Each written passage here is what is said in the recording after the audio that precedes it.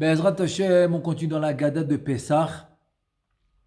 Donc on est arrivé à la fin du passage Avadim Aïnou les paroles à la fin, qu'on a dit Kol Amarbe les Saper Betiad Mitzrayim Arizeh Meshubah. Tout celui qui raconte le plus possible la sortie d'Égypte, il raconte les 10 plaies, il raconte tout ce qui s'est passé en Égypte, il raconte d'explications approfondies, etc. Donc il n'y a pas de limite. Il n'y a pas de limite. Arizeh Meshubah, il va être loué. Maintenant, il y a un Gaon, il s'appelait Rabbi Yitzhak el-Hanan Zatzal. Est-ce qu'on peut Oui. t'inviter quand quelqu'un lit, Oui, il explique, parce qu'on est cinq, très bien, sept, très bien. Ouais, très bonne aucun question. un. Très bonne question. Maintenant, quelqu'un qui ne peut pas lui-même lire. Ok? Il ne peut pas lire. Les femmes, par Ou exemple. voilà les femmes, il ne peut pas lire, ou il ne comprend pas, ou etc., ou il n'a pas tellement de connaissances. Oui. Est-ce qu'il peut s'acquitter par quelqu'un qui est en train de lire et en train d'expliquer? Et il comprend ce qu'il dit, évidemment. Bien sûr. On parle d'un cas qui comprend. Donc, il comprend ce qu'il dit, il lit, il est bien sûr qu'il s'acquitte. Ça s'appelle Shomea Kaoné, celui qui écoute le récit de la Haggadah, il s'acquitte de cette mitzvah. Donc, c'est pour ça que si lui-même, il n'a pas tellement d'explications, donc il va faire à tout prix, il va faire en sorte qu'il va être avec quelqu'un qui connaît. Donc, il va pouvoir écouter le plus possible. C'est pour ça qu'il y en a même après le Seder, quand ils ont tout fini, et mon Aguide, il n'est pas encore fatigué, parce que c'est un soir où le Shulchan Aruch, il dit que tu dois continuer à réciter le récit de la Haggadah, même après le repas, même après le 4e vers, même après la Fikoman, même après le Birkat Hamazon, après le Hallel, tout. Et tu n'as pas encore sommeil. Ouais. Donc le Shulchan Aruch, il te dit, tu dois continuer à réciter jusqu'à ce que tu t'endors. Ah. Tu continues. Bon, c'est pour ça qu'il y a beaucoup de rabbanim qui organisent des cours toute la nuit. Toute la nuit pour ceux qui ne sont pas fatigués. Et donc, ils ont une mitzvah de continuer à réciter jusqu'à qu'ils sont fatigués. Et donc, il peut aller écouter. Voilà. Donc, en écoutant de quelqu'un d'autre, c'est sûr qu'il va s'acquitter. Et maintenant, C'est sûr. Quand une femme, elle Ouais. lit, et elle explique, est-ce qu'on est acquitté aussi? Aussi, parce qu'elle aussi, elle est chayevet, oui. Parce qu'elle est là, Eh oui. et des fois, elle regarde de travers, elle veut tout. Elles veulent ce soir, elles veulent vraiment. Tu comprends comment elles sont? Oui, c'est pas maintenant. Je vais te dire, c'est ces questions. Est-ce que celui qui est chayav, qui est obligé de la mitzvah, Oui. c'est lui qui peut acquitter l'autre. Maintenant, ce soir-là, la femme aussi est chayevet et obligée de faire la mitzvah. Ok. Comme elle est obligée de faire la mitzvah, elle peut acquitter, bien sûr qu'elle peut acquitter. Donc si maintenant, la femme, elle va faire, maintenant il y a les petits-enfants. Oui, les petits-enfants. Le aussi. mari va faire une partie, la femme elle fait une autre, et les enfants, ils écoutent. Bien sûr qu'ils s'acquittent. Bien sûr qu'ils s'acquittent, il n'y a aucun souci, parce qu'elle aussi, elle est obligée de faire la mitzvah. Donc, quand elle va raconter, elle va aussi acquitter ceux qui l'écoutent. Absolument. Donc, Rabbi Yitzhak el-Hanan, il a fait un diouk, il a fait une déduction. Il a dit, Dikdek bema shamru, dans la Haggadah, c'est écrit, Kol amarbe, les saper, bitiad mitrei marézé, meshubah. Meshubah, c'est au présent. Il est loué au présent. Ça devait être écrit au futur. Oui. Tout celui qui va raconter le plus possible, il va être loué. Tu devais dire, Arézé Yeshubah. Yeshubah. Yeshubah, c'est au futur. Vélo Amrou Yeshubah au futur. Il dit Rabbi Yitzhak el-Hanan, un truc incroyable. Puisque la Haggadah, elle l'a dit au présent, donc il te dit Mashma Shegvaru Meshubah Mfuar. Au moment où tu racontes, tu es déjà loué. C'est pas au futur.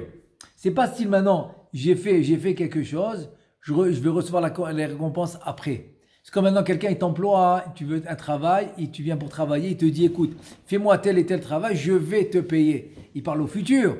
Oui. Il ne te paye pas pendant que tu travailles. Il te paye après, selon le travail que tu auras fait. Ici, il te dit non, pendant que tu parles, tu es loué. Tu es loué. Tu es Meshubah. Meshubah au présent. Très beau, très beau. Très beau. D'habitude, c'est pas comme ça. C'est que la récompense, elle vient après. Là, il te dit non. Pendant que tu parles, tu as déjà un statut de quelqu'un qui est loué. Meshubah au présent, pas au futur.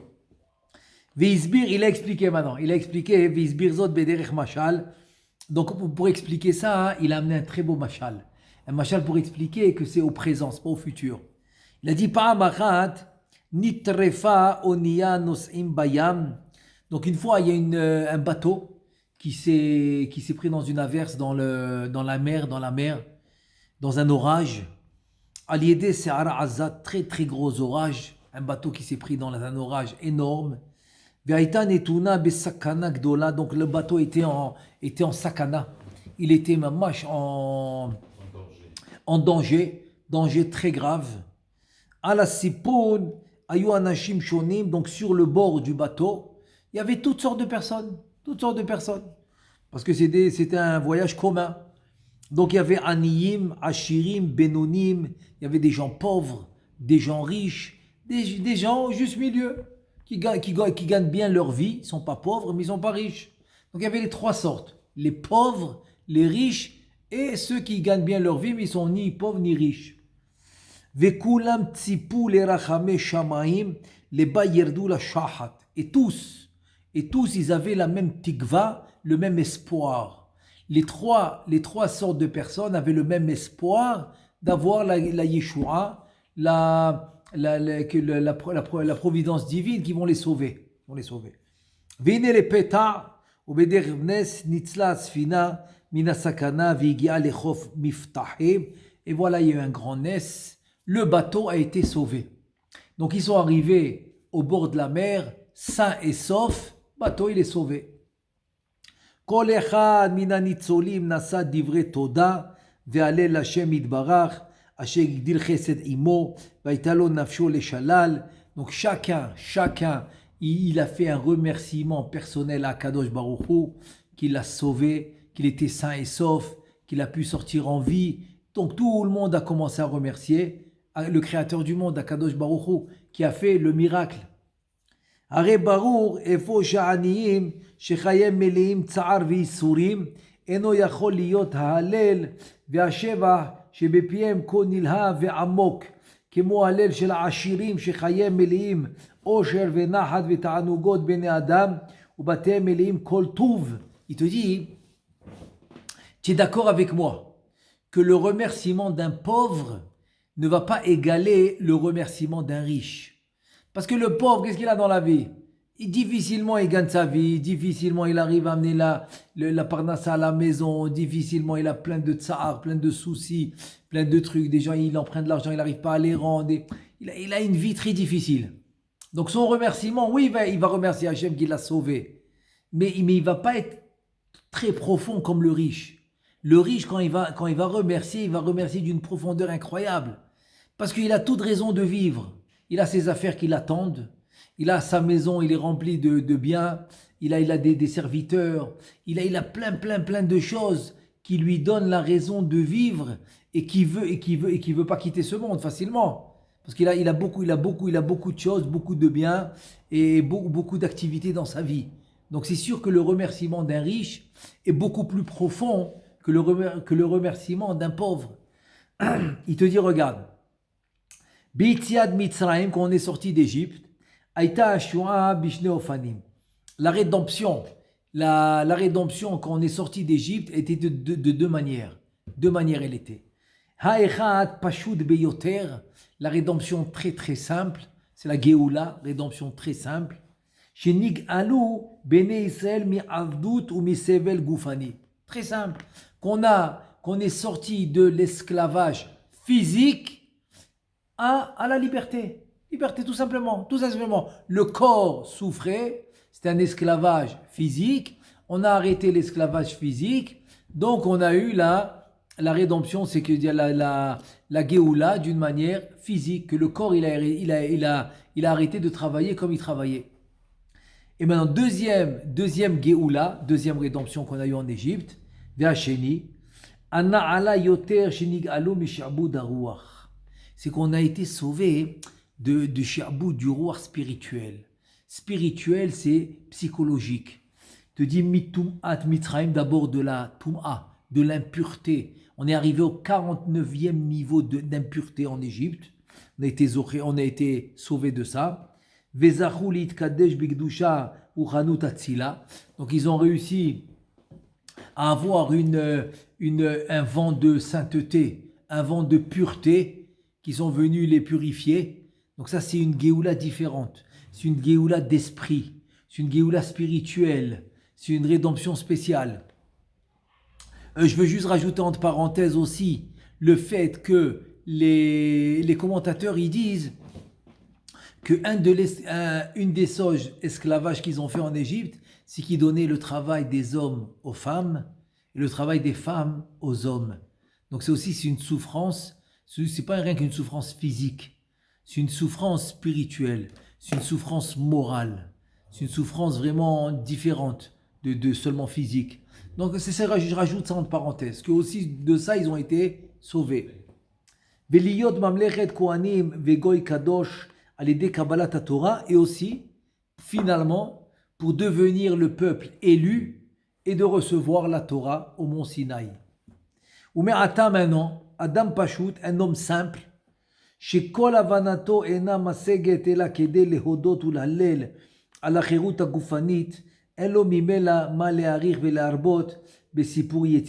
Maintenant, quelqu'un qui va venir remercier juste pour le travail physique que son corps a été épargné, c'est-à-dire que son corps a été libéré de ce travail physique. C'est tout ce qu'il comprend. Pour lui, Yetziat Mitzrayim, c'est seulement cette liberté du travail physique. Donc, combien il va allonger le récit de la sortie d'Égypte? Combien il va faire? Combien il peut allonger là-dessus? Toujours, il va être limité dans ça. Vedayoloma kemo shamru bagmara. Donc ça lui suffit de dire ce que la Gemara a dit dans Masechet Psachim, Bedaf Kuf Tet Zain, dans la page 116, la Gemara a dit comme ça: Al daru avdo shel Rav Nachman, כששאלו רב נחמן עבד שהוציאו רבו לחירות והעניק לו כסף וזהב, מה עליו לעשות? ענהו העבד עליו להודות ולשבח על כך. זוהי השגתו של העבד ותו לא. C'est-à-dire que Rav Nachman, quand il a libéré son esclave, tout ce qu'il a remercié sur le fait qu'il a rendu libre de l'esclavage et lui a donné de l'argent. Et de l'or et de l'argent, voilà, c'est tout. Il n'a pas plus que ça. Il n'a pas plus que ça de remercier. Donc la même chose pour les gens simples, qu'ils ont compris que la liberté qu'on a reçue, c'est une liberté physique du corps, et on a reçu des Birchuj Gadol, on a reçu de l'argent. Voilà, on a reçu un trésor. Ava la marbele saper bitiad mitzraim ou la arich yoter et atzad ruchani shebadava. Maintenant, celui qui va rallonger et qui va expliquer en long et en large la Haggadah, c'est parce qu'il a compris qu'il y a ici une liberté spirituelle.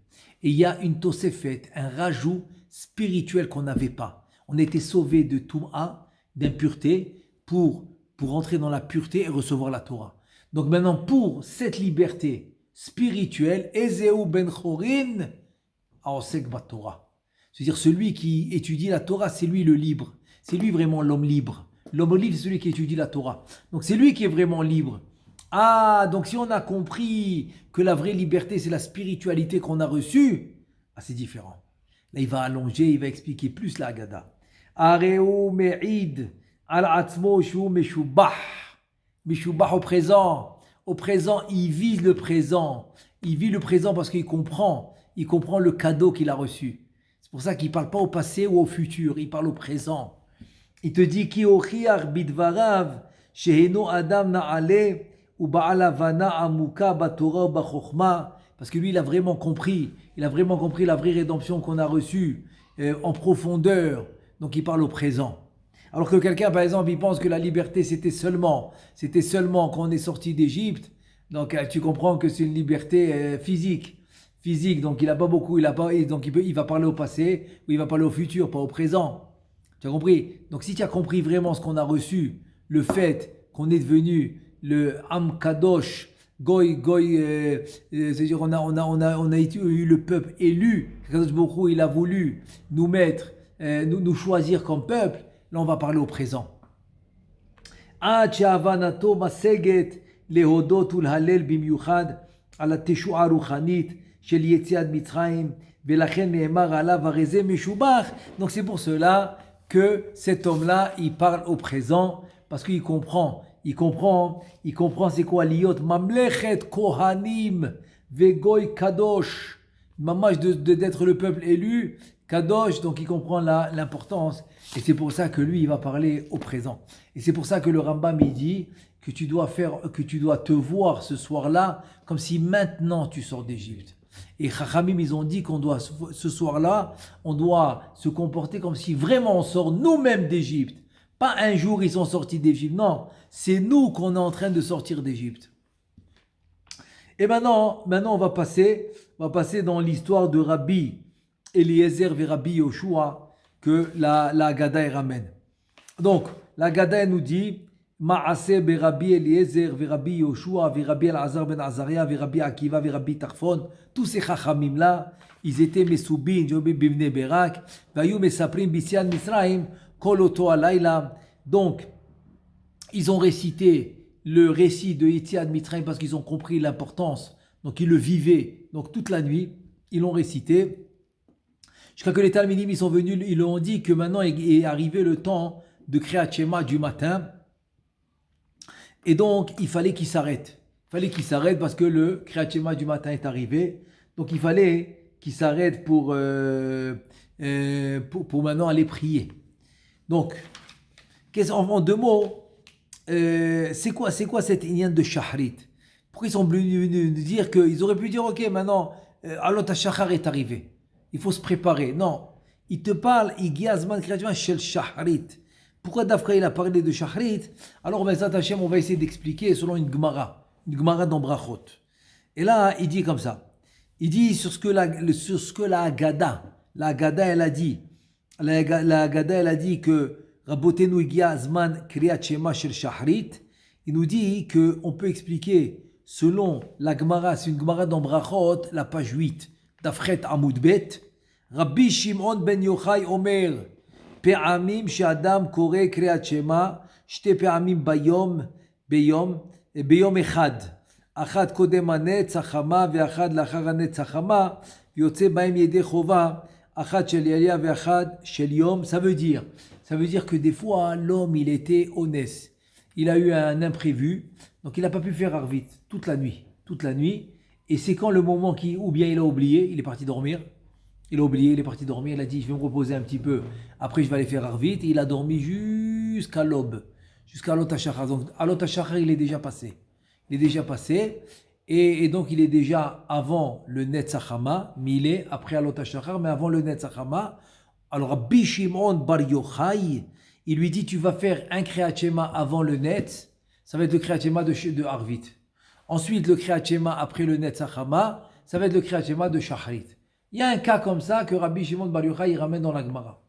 Nimtza, she'af le'achar amud hashachar, pe'amim she'yotzim yedei chovat kriyat shema shel avit. Ça veut dire qu'il y a un cas de honnête, de force majeure, ou même après l'aube, qui est Alot HaShachar, tu auras le kriyat shema de Arvit. Même que le jour, il commence à se lever, il n'y a pas encore la sortie du soleil, mais le jour, il commence à se lever. Alors là aussi, tu auras le Kriyat Shema de Arvit. C'est-à-dire dans un cas de honnête. Comme le Shulchan Aruch, il a dit dans Siman Resh Lamed He, dans le Siman 235, Seif Dalet. Et tu vois bien que quoi? Tu vois bien que c'est Tanaïm. Vina Tanaïm Akdoshim Aele Himshichu Besipur Mitziad Mitzrayim Adanetz Hachama. Ils ont continué de raconter la sortie d'Égypte jusqu'au net. Migodel chavivut mitzvah be'enei kocham. C'était tellement été importante la mitzvah pour eux. Ils ont fait le récit d'Égypte jusqu'au net. Ad shelo irgishu klal gam be'or haboker ve'ole. Ils n'ont même pas vu par la fenêtre. Ils n'ont même pas fait attention par la fenêtre qui faisait jour. Te dit Velachen ba'u talmidem vamru lahem.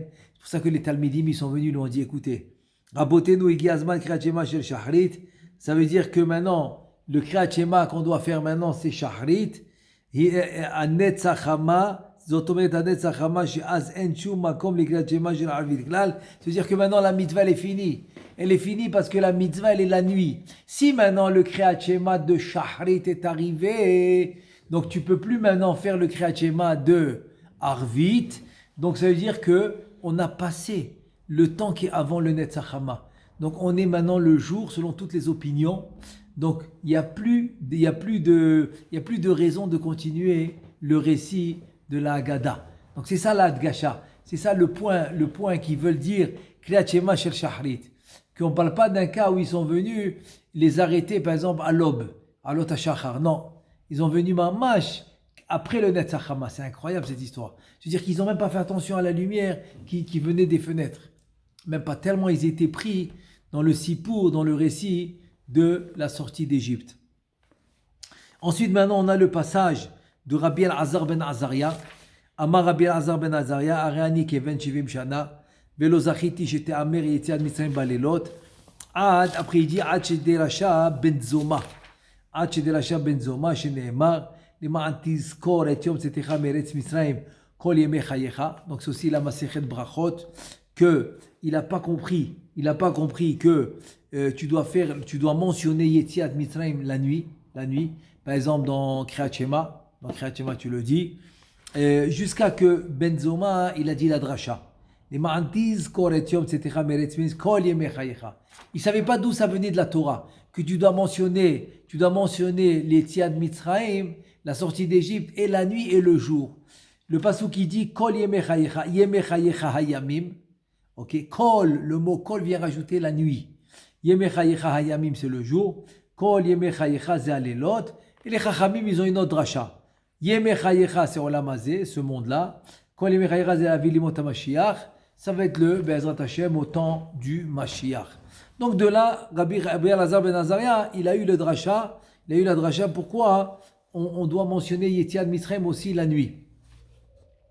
Et là maintenant, on va ramener une autre Gemara dans Brachot, dans la page 28.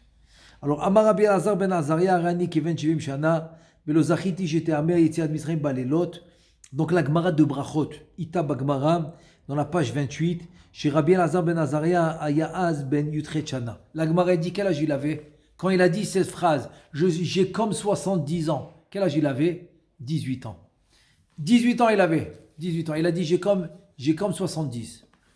Alors, et il y a eu un Nes, comme il a été nommé Nassi, à la place de Rabban Gamliel. Et donc il y a eu un Nes. Vitrachish le Nisa ve'adru le temane sare dare chivarta. Donc il a eu 18 lignes de lignes dans sa barbe blanche, alors qu'il avait 18 ans. 18 lignes de poils, seva de blanche dans sa barbe, pour qu'il montre, c'est-à-dire qu'il présente comme un chacham qui est âgé, alors qu'il avait que 18 ans.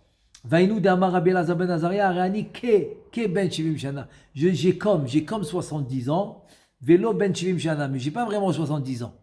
Maintenant la question elle se pose, les chora cachés, quoi? C'est quoi la question?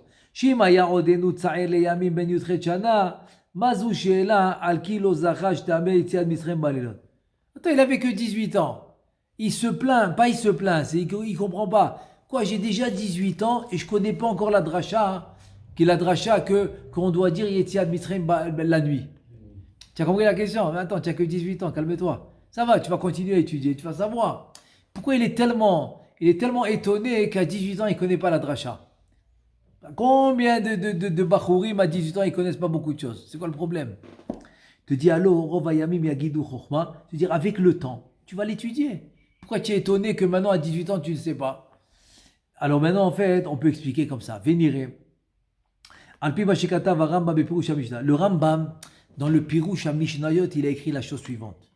Areani keven shvim shana shaya marbe likrot velishnot be'atmada rabba yom valayla. En fait, lui, pourquoi il a dit j'ai comme 70 ans? Parce qu'il étudiait jour et nuit. Se dire un jour, pour lui, c'est comme le double. Jour et nuit, il étudiait. Adasher tashash kocho venizreka boseva vechazar liot kezaken ben shivim shana. Tellement il étudiait jour et nuit qu'il a affaibli son corps. Donc il avait l'air comme un vieux. Tellement il a étudié jour et nuit, il a affaibli son corps comme un vieux. Il te dit, Vaya atrala taseva birtono. C'est comme si maintenant il a amené sur lui, kaviachol, la vieillesse, tellement il a forcé dans le limoud jour et nuit. Donc il s'est affaibli. Et là il a dit Vezeu Shamar Ariani Keben Shvim Shana Merov Shkida Batora. Tellement j'ai étudié la Torah jour et nuit, donc je suis comme un homme de 70 ans. Parce que j'ai pas arrêté une seconde, j'ai pas arrêté. Laila Kayom Ya'ir Kachashecha Kaora. La nuit est comme le jour comme la nuit, je dirais pas de différence pour lui. Jour et nuit. Ve'im Kolze. Lo Zachiti j'étais Amer Yetziat Mitzrayim Balelot. Quoi, avec tout ce limoud que j'ai fait jour et nuit, je ne connaissais pas encore la dracha. Pourquoi on doit mentionner Yetziat Mitzrayim la nuit? Venir chez Mikan, Yatzalo Davarze la Rambam Anal, Uma Shamu Bagmara, Vitrachish Nisa Hainu al Ribu Yaseva, qui kede Yutred Dare Chivarta, Aval Atchalat Aseva, Naaset Aliede Yegiato Shkidato Ka'amur. Donc en fait c'est comme ça, c'est que le début de la Seva, en fait, il a fait parce qu'il a étudié jour et nuit. Mais le Nes, c'est quoi le Nes? Le Nes, en fait, c'est qu'il a eu les poils blanches. Ça, c'est le Nes. Pour qu'il soit accepté au public comme un chacham qui est âgé. Parce que c'est sûr, un chacham qui a la barbe blanche, il se fait plus respecter qu'un petit jeune. Et là, voilà. Maintenant, il y a le Harizal.